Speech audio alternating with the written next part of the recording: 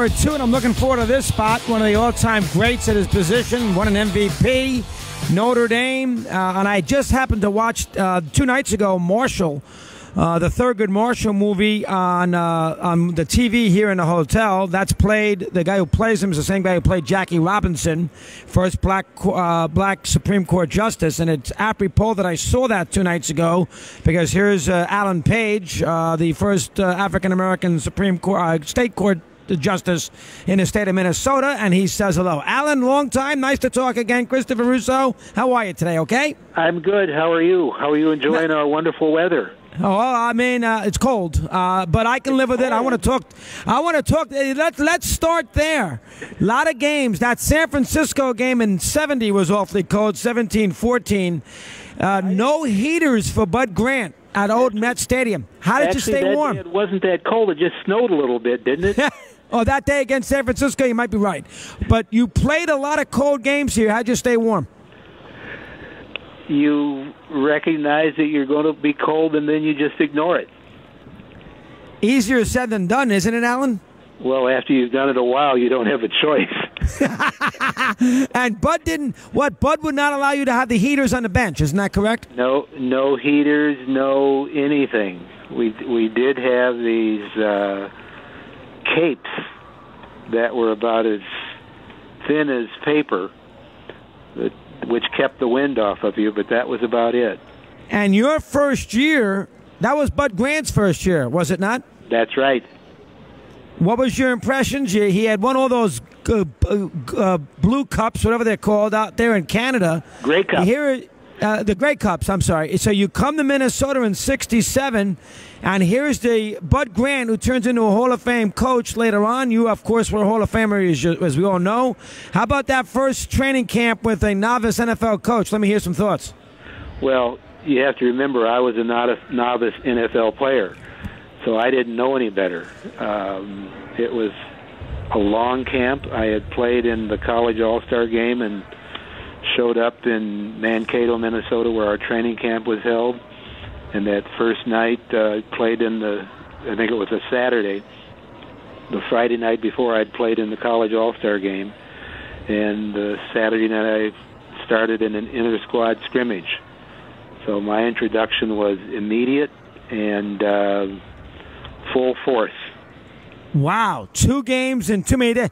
Now, Bud did not. Is this true, Alan, that Bud did not love Lombardi? There was a big rivalry there. Well, I don't know whether there was a big personal rivalry.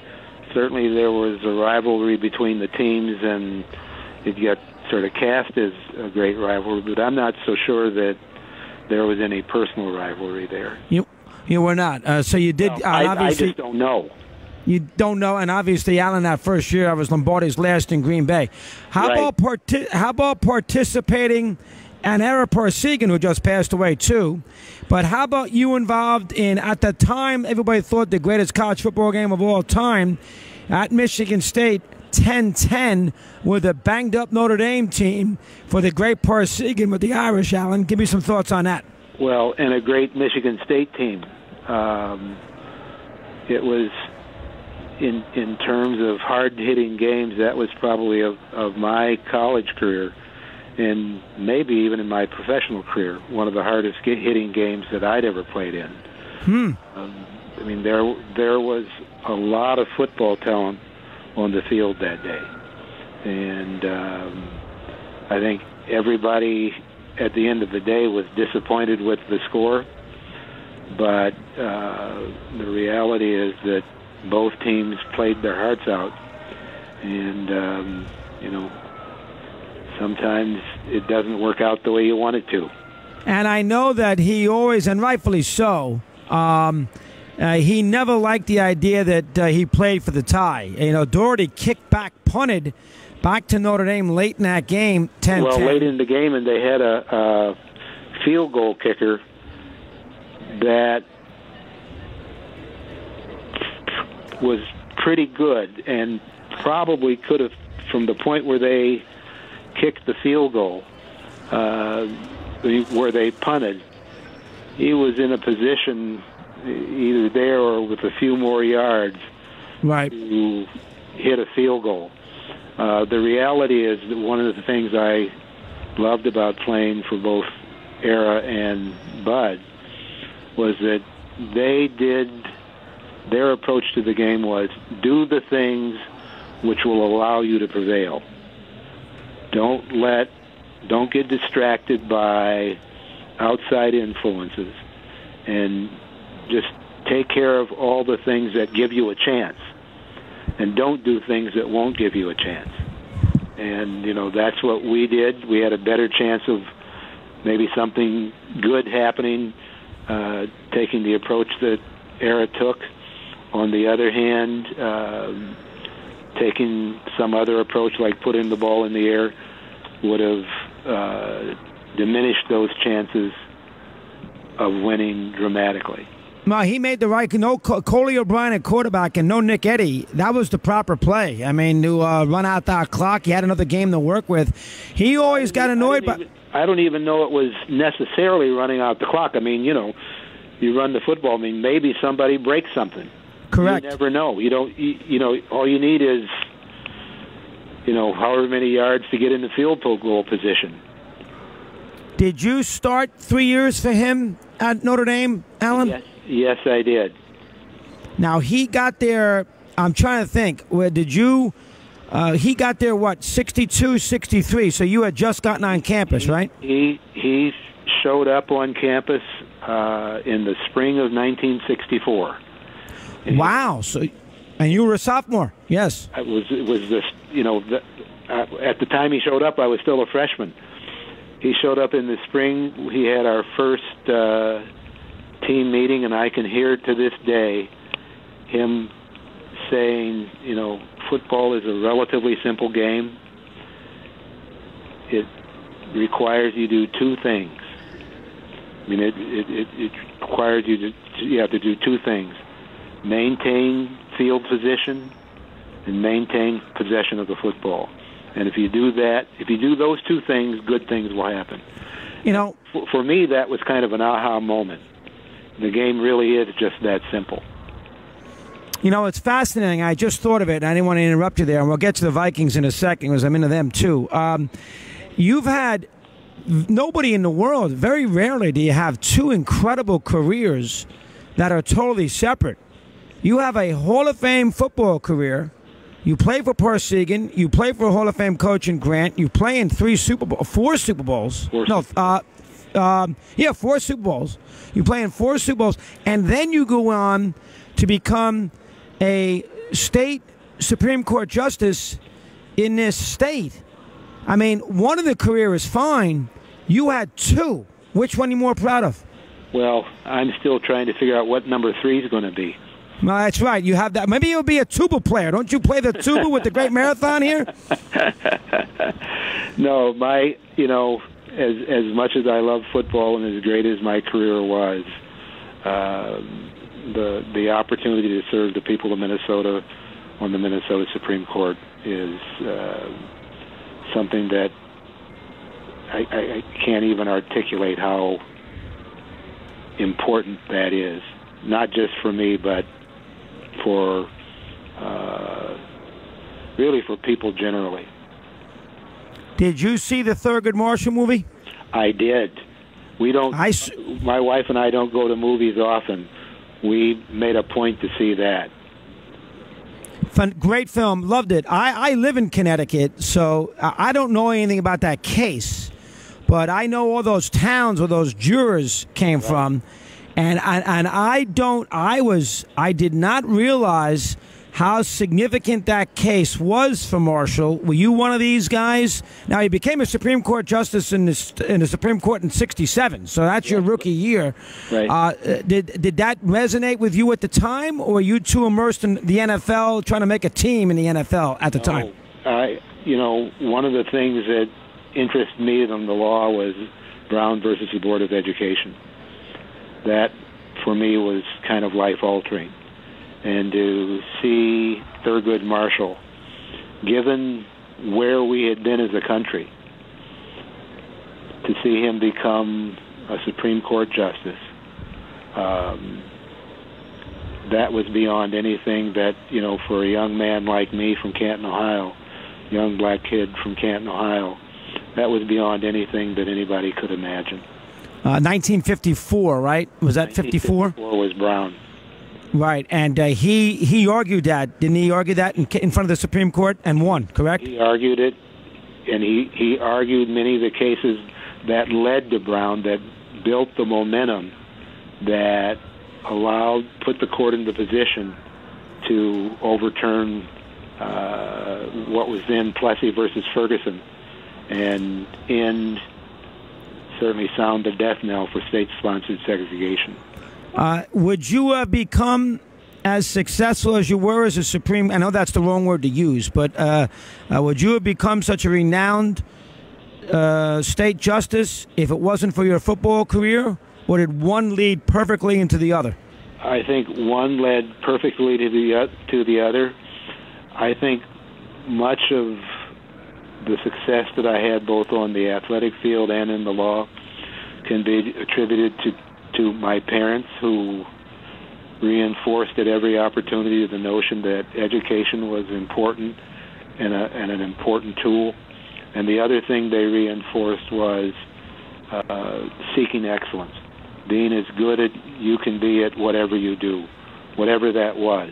They used to tell me, if you're going to be a garbage collector, be the best garbage collector you can be. Not the person not as good as the person next to you, but as good as you can be. And that, those words, the wisdom in those words, allowed me to become more than I likely would ever have become otherwise. So the family, the parents, brothers. Did you have brothers and sisters, Alan? I'm sure you did, right? I have a brother and two sisters. Was the brother older or younger than you? Older. I'm the baby of the family. Did the brother play sports? He was a football player. In fact, he was the one that inspired me to go out for football. I mean, I didn't start playing football until I was a ninth grader. And then the only reason I went out was because he played ahead of me. So his involvement in the game got you the love of it. Let's. This is a sports show, so I got to ask you sports questions, if you don't mind, please. Which Super Bowl that you went into that you felt you actually were the better team? Was it the one against the Chiefs, Dolphins, Raiders, or which one did you think, you know what, geez, we're better than this team. We play the way we're capable of playing. I don't think we're going to lose. Did Alan Page feel that way about one of those games? I look at it the other way. The only one that I didn't necessarily think we were better than, although I thought we were as good as, the only one I didn't think we were necessarily better than was Miami. The other three, I thought, we should have won those games. Really? Yeah. Now you were a big favorite against the Chiefs. Yep.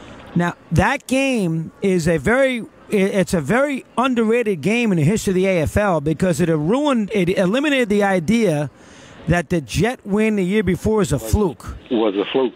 Right, so it eliminated that. So you were a huge favorite in that game.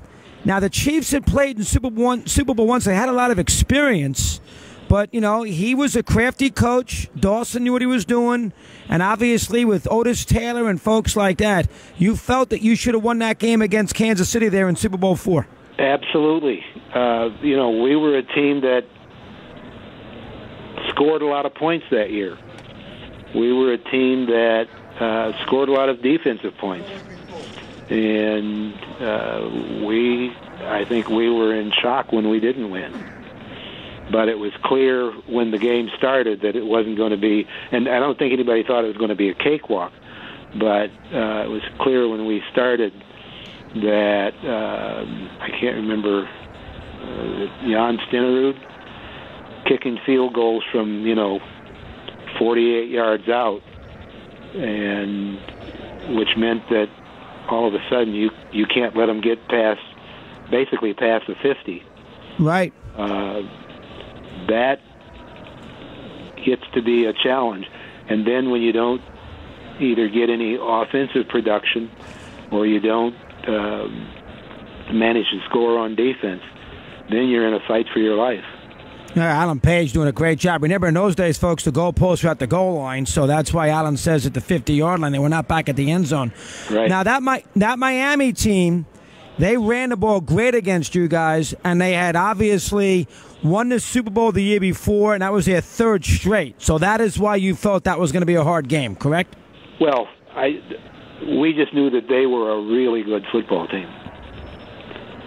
They were on a par with us, and that it was going to be a fight. And as you say, they had been there. That was their third in a row. So we knew it wasn't going to be easy. Now, I was a young kid at those games, so I wasn't really able to analyze it like I say maybe could today. But I know everybody has told us over the year. I have Madden on a lot, and all these coaches, even Stram used to tell us this, that the disadvantage for you guys against these kind of teams was you were light, 245 pounds, right? I mean, you had a light defensive line, and these teams felt that they can move you off the ball just with size. Is that true? You know, we didn't get there. I mean, let me put it to you this way. We got to those Super Bowls with the same people that, that light defensive line. That didn't hurt us before those games. In fact, I think it probably helped us. In those games, the bottom line is that, I mean, I don't remember what the scores were as I sit here, but you can't win football games if you don't score some offensive points. Well, I'll give you the scores to highlight that. You scored, I think, a touchdown against Kansas City, yep. 10 points against the Raiders, 2 field goals against Pittsburgh, yep. and 3 points against Miami. I don't care if you got the 85 Bears defense. You can't win those kind of games. Simple as that. It just isn't going to happen. And I don't remember what as I recall, I mean, the Pittsburgh game and the Kansas City game, and even, what was the final score in Oakland? 32-10. That one, the differential was greater, but the Pittsburgh and Kansas City, I mean, they didn't score that many points, but we basically didn't score any. Now you lost that terrible game to Dallas where you should have won. We all know about the Hail Mary game with Staubach. Is there a different pain for a great athlete like yourself? Is there a different pain in a game like that where it's sudden? Or is there a different pain in a game that's for the championship? Losing is losing. And it doesn't matter how, whether you're blown out, at least this is from my perspective, whether you're blown out or whether it happens in the last second, losing is losing. And the pain of that, the difference between the pain in one and the pain in the other is negligible. No difference, Alan Page. Does it bother you that, not necessarily here, but I'm just giving you the sports view around the country, does it bother you that the Vikings are looked at as sort of as a Super Bowl failure, the fact that group went 0-4 in the game? Would I like to have won those games? Certainly. Doesn't change who I am, doesn't change anything about, doesn't make me a better or worse person. So I don't spend a lot of time thinking about it, quite frankly. Good job. You move on to something else. When you became a state Supreme Court justice, how difficult was it to get lawyers, whatever the case you were presiding over, to make them think of you as a judge and not as the MVP in the league as a defense and a Hall of Famer as a defensive tackle? Well, first of all, I didn't spend a lot of time worrying about that, what they thought. My goal was to be the best possible judge I could be and figure out, the issues and then articulate our opinions as best I could. and not worry about the rest of it. And quite frankly, most people who had cases in front of us, the lawyers and the parties, they were real people with real problems. And as long as they had somebody in front of them who would listen to them and understood what they were trying to say, I think they were just fine with whoever was up there. And so the fact that I had, the football career, I don't think mattered to them one way or the other. Nice, good one. All right, now at your Hall of Fame speech in '88, you had your a teacher from Canton introduce you, correct? Teacher from Minneapolis. Minneapolis. Go ahead. Principal, Willerine Beasley. Yes. Now, that is, that's tremendous. Can you give me thoughts on that? It makes perfect sense. It's a good lesson. Well, it was about honoring both football and the fact that education is a tool that can help, particularly, at the Hall of Fame when you have lots of people looking up to football players, sending the message that you can do both. You can be an athlete and you can be a student. And that sent that message. Do you watch? I mean, you have a feeling on concussions? I mean, do you have a sense that, do you worry about it? I mean, do you in those days, you get dinged up, you're going right back in there. There's no concussion protocol in days that Alan Page played. Do you think about that at all or not? The game is a violent game. And people suffer concussions and other injuries that, while they don't affect your brain, affect your body in ways that make it difficult to move, make it difficult to work.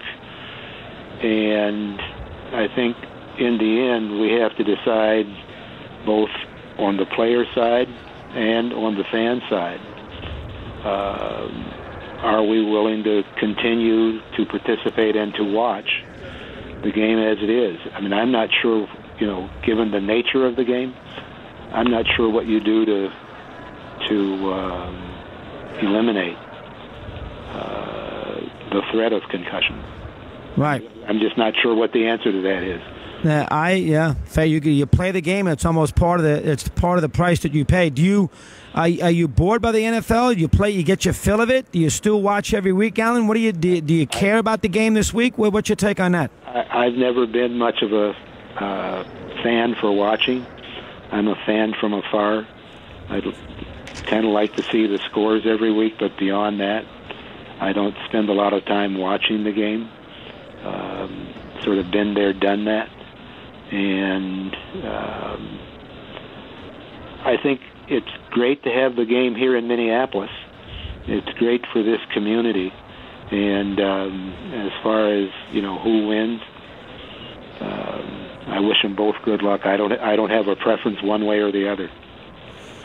How about Sir Francis? I know he didn't score in the playoff games and the Super Bowls, but he's a Hall of Famer. He's got all the records. You play with him on his second tour of duty with Minnesota. Yes. You had Cap that first Super Bowl, then you had Francis. How about playing with him all those years as the offensive quarterback? Well, he was great, and that was the one thing nice about playing with him is I didn't have to play against him and chase him around everywhere. Yeah, that's a good point. You got tired as a defensive lineman going there. By the way, was it before you got there, or were you there when Marshall went the wrong way? That was before I was there. That is one of the great tragedies, I think, of football, to the extent that one play has tarnished what was and continues to be a career beyond stellar. Jim Marshall was the epitome of what a football player is. He was a phenomenal defensive end, and to have played, for 20-plus years without missing a game. I mean, that's just unheard of. It was unheard of then, and it's unheard of now. He was a phenomenal football player, and a great guy too, to boot. Yeah, and you're right. People remember that play. Last thing, Alan, I just thought of it. You are part, front fours, the great ones have nickname, Fearsome Foursome, the Doomsday Defense, right. The Steel Curtain. You're part of one, the Purple People Eaters. Now, it's a mouthful. It is a mouthful. It is I'm surprised I spit it out because I'm terrible with the language, which would drive you crazy, but terrible. How about being part of that great defense, which in history is part of NFL lore? It's got to make you feel pretty good, does it not? One of the special things about having played football, having been a part of that group of players. Jim Marshall, Carl Eller, Gary Larson, Paul Dixon, Doug Sutherland. It was a real privilege to be a part of that, to be teammates to each of those individuals. Great spot, Alan. Enjoy hopefully one of these years the Vikings will win one. I thought they would do it this year. I thought you were going to do it one of those years, but you had an incredible run. Keep it going. Thanks for a few minutes. Keep up the good work. Appreciate you coming on today. Thanks for having me. You got it. Alan Page. There you go. First time for that. 66 Notre Dame, of course. People forget he was on that team, and he discussed it. Coley O'Brien and Nick Eddy got banged up getting off the team bus, so that was an issue. So that was a problem. And then, of course, all those years with Minnesota. Got there in 67. So did Bud Grant. Grant coached that team in 67. The Vikings came here in 61. And sooner or later, off they went. Interesting what he said. The only team that he thought he was not going to beat was Miami. The other three, he thought he was going to win. That surprised me. Interesting. Yeah. That was good. Yeah, it's something different. You hit on some key points. Yeah, and he did see Marshall. He went to go see it. How about that? Yeah. Very good, Marshall. Yeah. I figured that'd be a starting point for you. Well, I've got it in there. Let's put that. Hey, Steve Torrey. Hi, how are you, Chris? Danny, nice to see you again. How's everything? He was a guest with Danny today. That's Mr. right. Cannell. He carried me. I think, what was the quote? Thank God you came here to salvage him. Yeah, well, Todd Gurley. That's right. You're damn right. Well, he was with me for Todd Gurley. It's amazing the two of us got 13 minutes out of it. You got 13. Boy, we had to work hard. It's not easy. Here, do the update right now here on Mad Dog Unleashed.